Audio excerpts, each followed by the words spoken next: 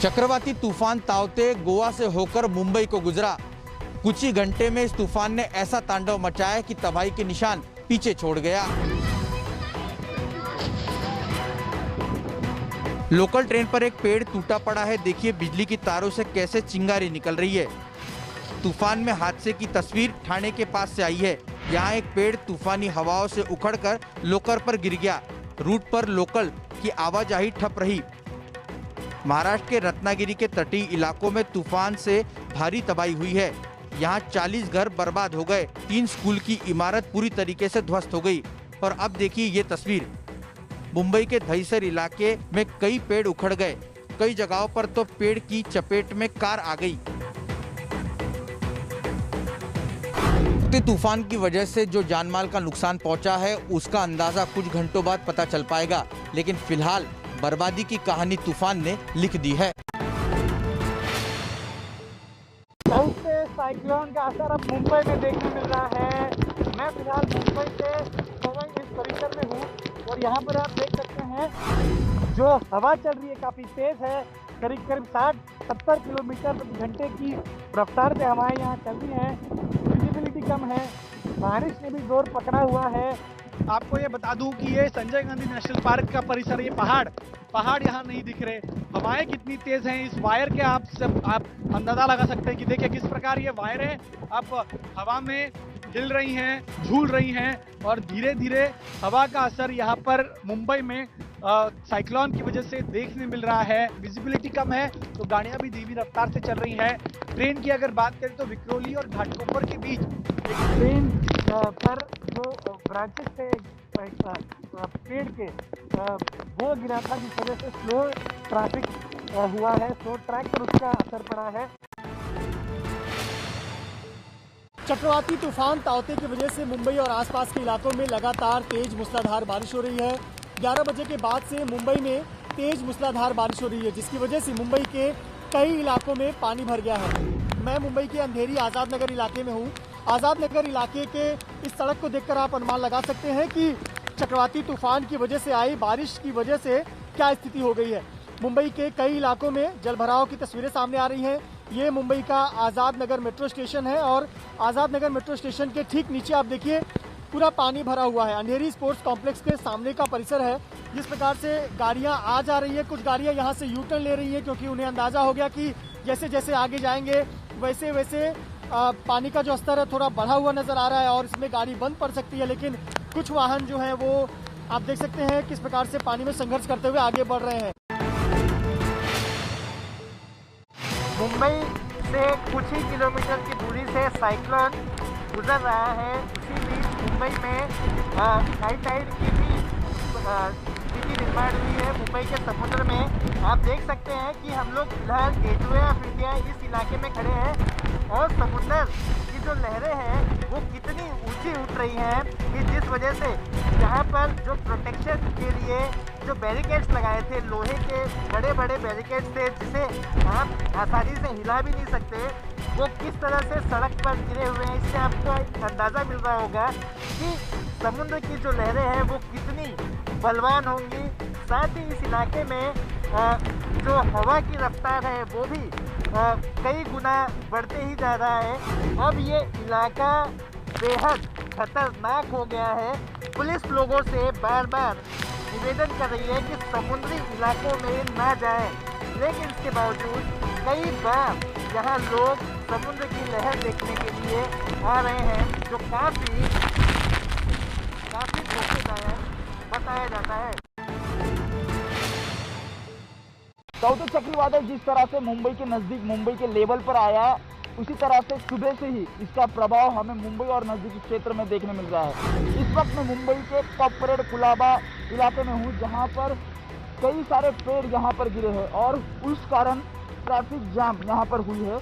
यहाँ पर traffic police यहाँ पर कंट्रोल का काम करे, तो दूसरी तरफ जो पेड़ है जो आधे नीचे गिरे हैं उन्हें पूरी तरह से काटने का काम यहाँ पर प्रशासन की ओर से किया जा रहा है। जहाँ पर रोड पर ये पेड़ गिरे हैं वहाँ पर फायर ब्रिगेड उन पेड़ों को बाजू को करने का काम कर रहे हैं, लेकिन उससे जो ट्रैफिक है वो प्रभावित हो रही है। ट्रैफिक जाम की समस्या हमें देखने मिल रही है। दूसरी तरफ जल भराव भी कई जगहों पर देखने मिल रहा है। मुंबई से सटे पालघर जिले में अभी तोकते तूफान का असर है वो दिख रहा है। आप देख सकते हैं मैं पालघर जिले के दहानू इलाके में हूँ, समुद्र के किनारे हूँ। समुद्र की लहरें भी अभी जो बढ़ रही है और 2 बजे हाई टाइड बताया गया है। उसके बाद ये लहरें और हवा चलेगी और इसकी वजह से ही दहानू से लेके वसई झाई तक के मछुआरों और नागरिकों को जिला प्रशासन की ओर से सतर्क रहने का इशारा दिया गया है। एक देखा जाए तो ये हाई टाइड है और उसकी वजह से हवा भी तेज चलने वाली है। अभी कोस्ट गार्ड और जो जिला प्रशासन है उनकी ओर से जो लोगों को चेतावनी दी जा रही है और कड़े इंतजाम इसके बारे में वो कर रहे हैं। ताउते तूफान ने गोवा में किस तरह से कहर बरपाया है उसकी कुछ तस्वीरें हम आपको दिखाएं। मैं इस वक्त मौजूद हूँ नॉर्थ गोवा के सालीगांव में। सालीगांव की यहाँ पर आपको कैमरा पर्सन उत्तम तस्वीरें दिखाएंगे। ये इलेक्ट्रिसिटी के कुछ पोल है जो यहाँ पर तेज हवाओं की वजह से धराशायी हो गए। इसके अलावा कई झाड़ जो है वो गिरे हैं, कई दुकानों का नुकसान हुआ है, घरों का नुकसान हुआ है। गोवा सरकार की तरफ से जो जानकारी दी गई है उसके मुताबिक करीबन 500 बड़े पेड़ जो है वो गिरे हैं, जबकि 2 लोगों की मौत हुई है। जिस तरह से इलेक्ट्रिसिटी के पोल को नुकसान पहुंचा है, करीबन जो जानकारी बताई जा रही है उसके मुताबिक 4 से 5 दिन बिजली को रिस्टोर होने में यहाँ पर लग सकते हैं। लेकिन काफ़ी बड़ा नुकसान जो है इस ताउते तूफान की वजह से गोवा में देखने को मिल रहा है। कई जगहों पर इंटरनेट सुविधा, इलेक्ट्रिसिटी, बिजली जो है वो गुल होने की वजह से लोगों को मोबाइल चार्जिंग से लेकर कई तरह की दिक्कतों का सामना करना पड़ रहा है। महाराष्ट्र और गुजरात के साथ देश के 7 राज्यों में ताउते तूफान का संकट मंडराया। दक्षिण भारत में तबाही मचाने के बाद दोपहर को ताउते तूफान महाराष्ट्र से टकराया और अब गुजरात में है खतरा। अरब सागर में उठा चक्रवाती तूफान ताउते पहले दक्षिण भारत के तटीय इलाकों से टकराया। यहाँ के समुद्र में ऊंची ऊंची लहरें उठी। कर्नाटक में तूफान की वजह से 4 लोगों की मौत हो गई। कई घर इस तरह लहरों में डूब गए। इसके बाद ताउते तूफान मुंबई समेत महाराष्ट्र की ओर बढ़ा। महाराष्ट्र के कुछ इलाकों में 180 किलोमीटर प्रति घंटे की रफ्तार से हवा चली, बारिश पड़ी, कई जगह पेड़ जमीन से उखड़ गए।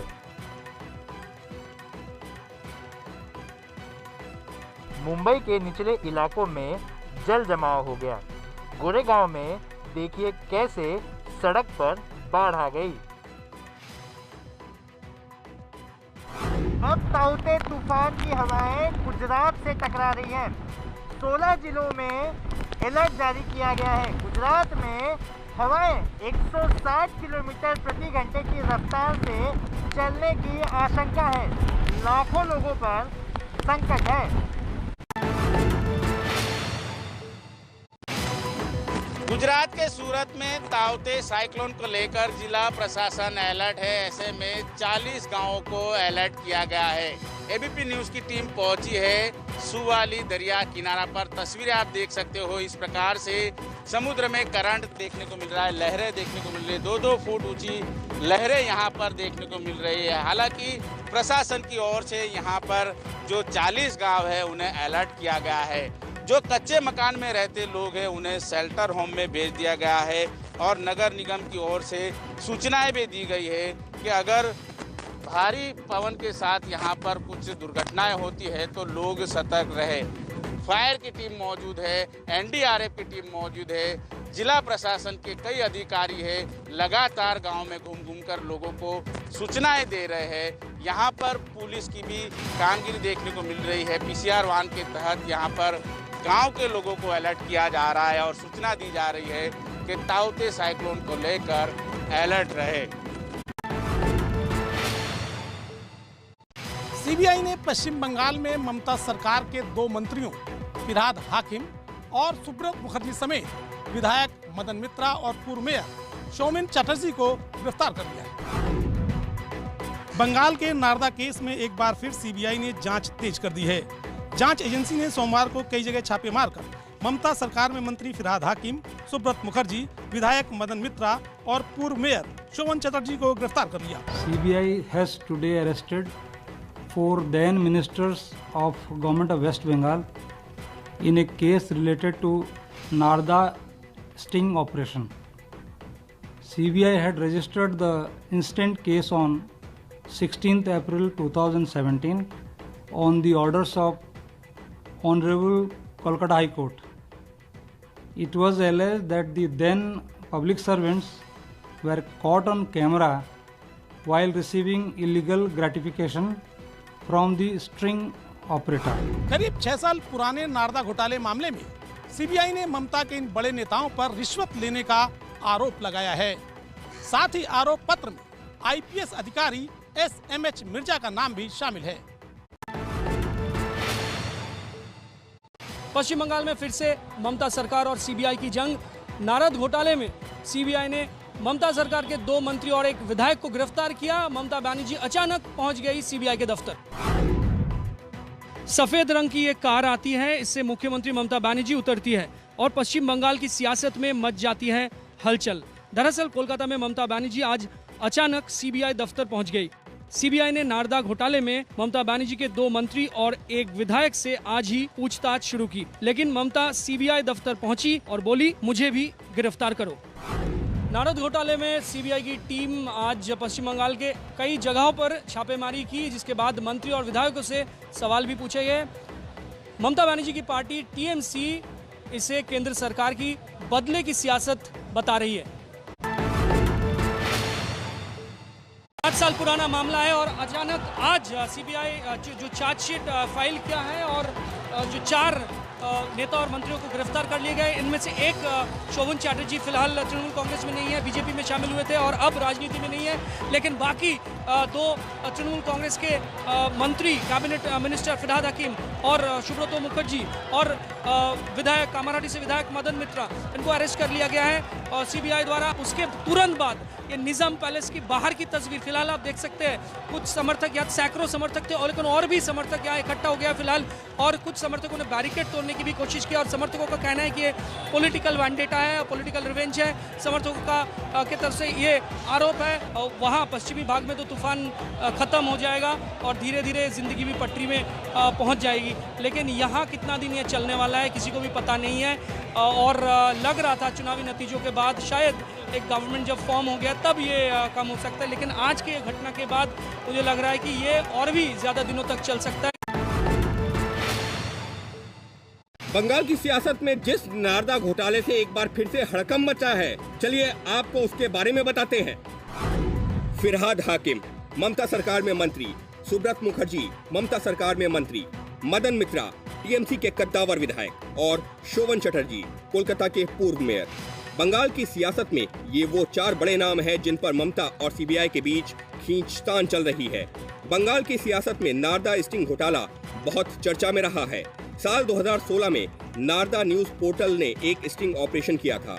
इस स्टिंग के आधार पर टीएमसी के मंत्री और सांसद और विधायकों को डमी कंपनियों से कैश लेने का आरोप लगाया गया था। कलकत्ता हाई कोर्ट ने 2017 में इसकी सीबीआई जांच के आदेश दिए थे। वैसे तो नारदा केस 5 साल पुराना है, लेकिन ममता सरकार की विधानसभा चुनावों में एक बार जीत के बाद राज्यपाल जगदीप धनखड़ ने सीबीआई को ममता सरकार में विधायकों के खिलाफ जांच की अनुमति दे दी है और उसी के बाद इस केस में एक बार फिर से हलचल तेज हो गई है। कोरोना के मरीजों के लिए आई स्वदेशी दवा, डीआरडीओ की एंटी कोविड मेडिसिन 2DG हुई लॉन्च। रक्षा मंत्री और स्वास्थ्य मंत्री ने जारी की ये दवा। इस दवा के इस्तेमाल से कोरोना के मरीजों को ऑक्सीजन की जरूरत कम पड़ती है। रक्षा मंत्री और स्वास्थ्य मंत्री के हाथों में ये वही दवा है जो कोरोना मरीजों के लिए उम्मीद की किरण साबित हो सकती है। इस दवा का नाम है 2-deoxy-D ग्लूकोज। इसे डीआरडीओ ने डॉक्टर रेड्डीज लैब के साथ मिलकर तैयार किया है। देश के 27 अस्पतालों में ट्रायल के बाद देश में इस दवा के इमरजेंसी इस्तेमाल की मंजूरी मिली है। ट्रायल में इस दवा को देने के बाद मरीज जल्दी ठीक होते दिखाई दिए हैं। मरीजों में ऑक्सीजन देने की जरूरत भी कम पड़ी है। डीआरडीओ की anti Covid medicine 2DG powder form में आई है। इसे मरीजों को पानी में घोलकर पिलाना होता है, लेकिन डीआरडीओ ने साफ कर दिया है कि इस दवाई को सिर्फ और सिर्फ डॉक्टर की सलाह पर ही मरीजों को देनी है। कोरोना के खिलाफ देश में बनी कोवैक्सीन को लेकर आई एक अच्छी खबर। कोरोना के ज्यादातर वेरिएंट्स पर असरदार है ये वैक्सीन। वैक्सीन बनाने वाली भारतीय कंपनी भारत बायोटेक ने रविवार को बयान जारी करते हुए कहा कि कोवैक्सीन भारत में और ब्रिटेन में मिले कोरोना वायरस के वेरिएंट पर प्रभावी रूप से काम करता है। एक शोध का हवाला देते हुए भारत बायोटेक ने बताया कि भारत में मिले कोरोना वायरस के वेरिएंट B1617 और ब्रिटेन में मिले B117 समेत कोरोना के सभी वेरिएंट पर असरदार है। कोवैक्सीन उन 3 वैक्सीन में शामिल है जिसे भारत में मंजूरी मिली है। भारत बायोटेक के दावे के मुताबिक देसी वैक्सीन में लोगों का विश्वास और मजबूत होगा। जम्मू कश्मीर प्रशासन की तरफ से कल एक आदेश आया कि वैक्सीनेशन को लेकर एक नई रणनीति तैयार की जाएगी और अगले 10 दिनों में 45 साल के ऊपर सभी लोगों को वैक्सीन लगाया जाए। लेकिन हकीकत क्या है, ज़मीन पे हम आपको दिखाएंगे कि पिछले 5 दिनों से कश्मीर घाटी में कहीं पे भी वैक्सीन नहीं लगा है और कुल 552 वैक्सीन जो है पिछले 5 दिनों में लगे हैं, जबकि पिछले 48 घंटों में देखें तो श्रीनगर समेत सभी 10 जिलों में 0 वैक्सीनेशन हुआ है।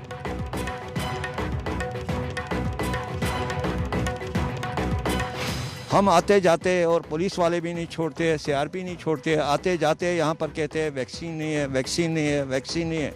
बहुत परेशान होते हैं हम। पहले कहा था 6 हफ्तों के बाद दूसरा वैक्सीन लगेगा, अब उसको 84 डेज किया है, तो इसका मतलब सीधे ये है कि वैक्सीन की शॉर्टेज है। देख सकते हैं कि किस तरीके का हाल इस एक वैक्सीनेशन सेंटर पे है और करीब यही हाल पूरी कश्मीर घाटी में जो 10 जिले हैं उन सभी वैक्सीनेशन सेंटर्स का है। मध्य प्रदेश में शुरुआती दिनों में वैक्सीनेशन को लेकर जो उत्साह दिख रहा था वो अब बिल्कुल गायब है। हम इस समय देख रहे हैं जो वैक्सीन सेंटर है भोपाल का, ये शासकीय नवीन उच्चतर माध्यमिक सेंटर है, यहाँ पर मगर खाली पड़ा हुआ है। लोग इक्के दुक्के लोग ही आ रहे हैं वैक्सीन लगवाने के लिए और ये सारे वो लोग हैं जिन्होंने स्लॉट बुक किया हुआ है और बड़ी मुश्किल से स्लॉट बुक हो रहे हैं। उसकी बड़ी वजह है कि मध्य प्रदेश में वैक्सीन की ज़बरदस्त किल्लत है। अच्छा, कितनी मुश्किल से आप स्लॉट बुक कर पाए? सर 1 हफ्ते बाद कम से कम स्लॉट बुक हुआ है हमारा। सेंटर पे हम लोग ने शुरुआती दिनों में बहुत भीड़, बहुत उत्साह देखा था, वो अब एकदम ऐसे सूने पड़े हैं। इक्के दुक्के लोग ही आ रहे हैं और वैक्सीन लगवा के वापस जा रहे हैं। मध्य प्रदेश में इन दोनों टीके का बड़ा संकट है और जिसका असर इन वैक्सीनेशन सेंटर पर भी लगातार दिख रहा है। आखिरकार पकड़ा गया खान चाचा रेस्टोरेंट का मालिक नवनीत कालरा 3 गुना कीमत पर बेच रहा था ऑक्सीजन कंसंट्रेटर। दिल्ली में ऑक्सीजन कंसंट्रेटर की कालाबाजारी के आरोपी नवनीत कालरा को पुलिस ने गिरफ्तार कर लिया है। पुलिस ने देर रात यह जानकारी दी। गिरफ्तारी के बाद नवनीत कालरा को मैदानगढ़ी पुलिस स्टेशन लाया गया। नवनीत दिल्ली के खान मार्केट में खान चाचा रेस्टोरेंट का मालिक है। विदेश से ऑक्सीजन कंसंट्रेटर खरीदकर यहां महंगे दाम में बेचने के खुलासे के बाद से ही नवनीत कालरा फरार चल रहा था। दिल्ली पुलिस ने नवनीत कालरा के 3 अलग अलग रेस्टोरेंट और एक फार्म हाउस से 500 से ज्यादा ऑक्सीजन कंसंट्रेटर बरामद किए थे। शक है कि इस केस के तार विदेश से भी जुड़े हो सकते हैं। राजस्थान में अलवर के अस्पताल में कांग्रेस सभापति बीना गुप्ता की गुंडागर्दी। आरोप है कि कांग्रेस नेता को अस्पताल से नहीं मिला जवाब तो कर दिया हंगामा।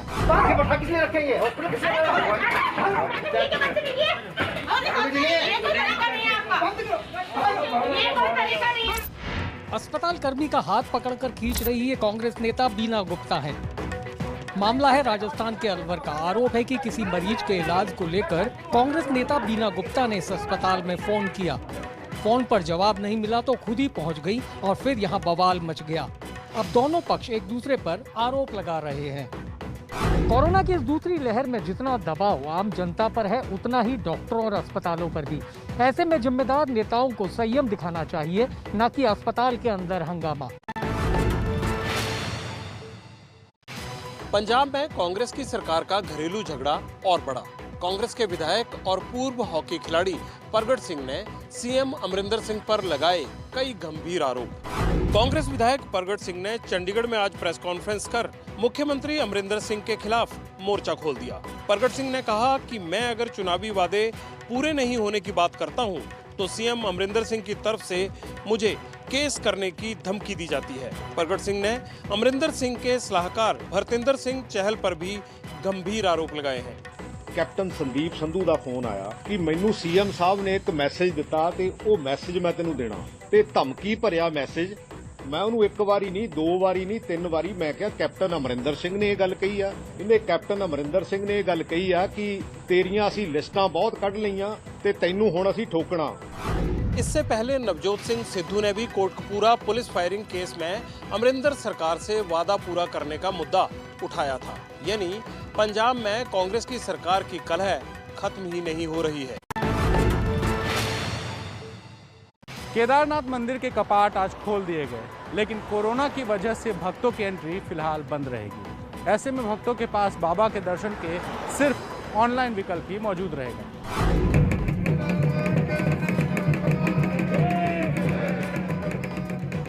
आज सुबह करीब 5 बजे केदारनाथ धाम में मंदिर के कपाट इस तरह फिर खुल गए। इस मौके पर पूरे मंदिर को करीब 11 कुंटल फूलों से सजाया गया। हालांकि पुजारियों की सीमित संख्या यहां मौजूद रही। कोरोना की वजह से पिछले साल की तरह इस बार भी श्रद्धालु भगवान के दर्शन नहीं कर सकेंगे। भक्तों को सिर्फ ऑनलाइन दर्शन का ही मौका मिलेगा। कोरोना की वजह से इस बार उत्तराखंड की 4 धाम यात्रा को अस्थायी रूप से स्थगित किया गया है। हालांकि इस बीच मंदिरों में पूजा पाठ का काम चलता रहेगा।